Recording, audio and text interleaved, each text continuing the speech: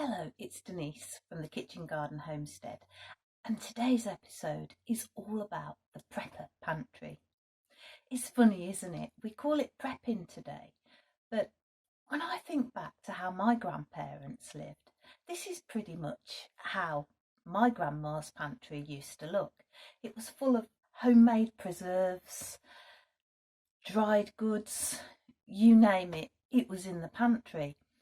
And my grandparents didn't live hand to mouth.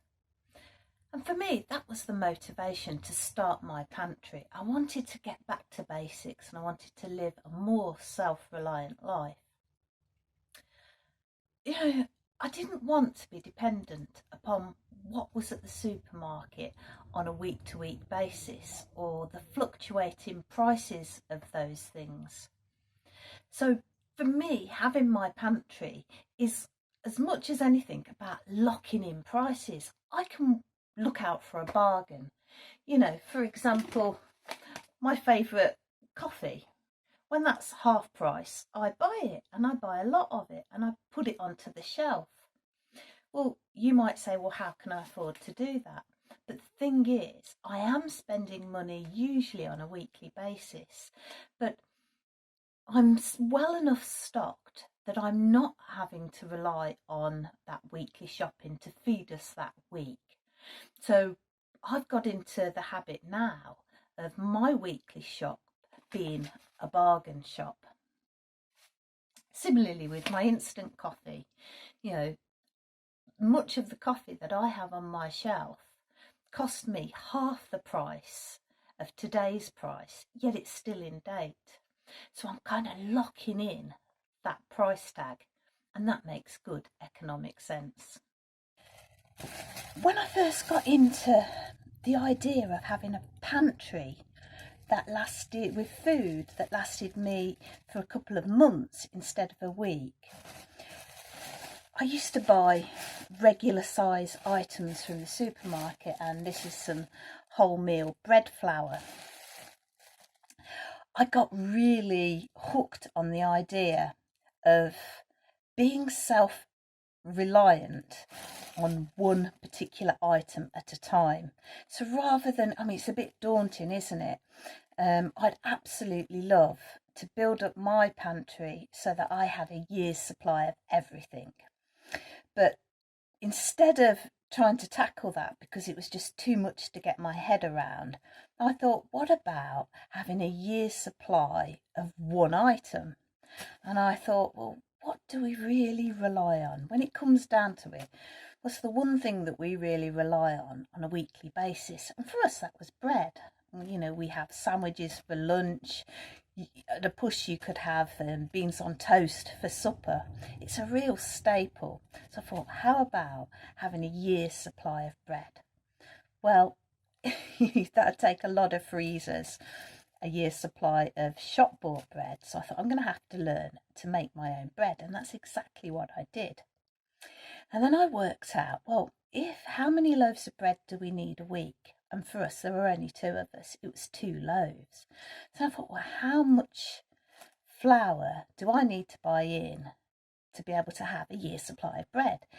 And the maths is reasonably easy, because you work out how much flour per loaf.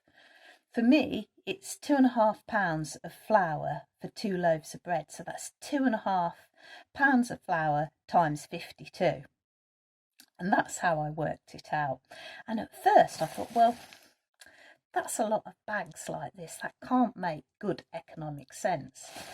So in fact, I didn't. I bought it in 25 kilogram bags and stored it in these containers, airtight, completely rodent-proof, secure containers. And I realised I got a much better price for really high quality bread flour when I bought it in bulk. So I bought 2 packets, 50 kilograms of flour, and with a bit of flour that I'd already got in stock, that was enough for the year. And then I got to thinking, well, what's the next stage? Okay, what if I grind my own flour? that was the next step for me. And here, so I realised I could get an even better price if I bought in the wheat and ground my own flour. I needed a flour mill, and this is my mock mill 200. Put the wheat berries into the hopper on the top, press a button, and out comes beautifully fine ground flour. But that's not the end of the story. You need more than flour to make a loaf of bread.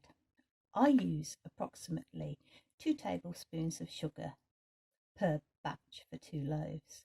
So that's 2 tablespoons times 52 weeks. Another key ingredient for my loaf of bread is olive oil. And I use half an ounce of salt per batch, so that's half an ounce times 52. The final magical ingredient for my 2 loaves of bread is yeast, and I use 3/4 of an ounce per loaf times 52, and that's my yeast for the year. Whilst creating a pantry may have begun as a reaction to some of the scary things happening out there in the world, over time it's become a way of life, and it's a way of living that I thoroughly enjoy. I love not being reliant on the supermarkets. I love being able to come and shop my own pantry. I really hope that this may have inspired you to check out having your own pantry, whether that be a cupboard, a couple of boxes of stuff, but it's so enjoyable to know that you've got all of the things all of the time to make all of your favourite recipes. And if you start out small, just a couple of items a week, you'll be surprised at how that pantry will grow over time.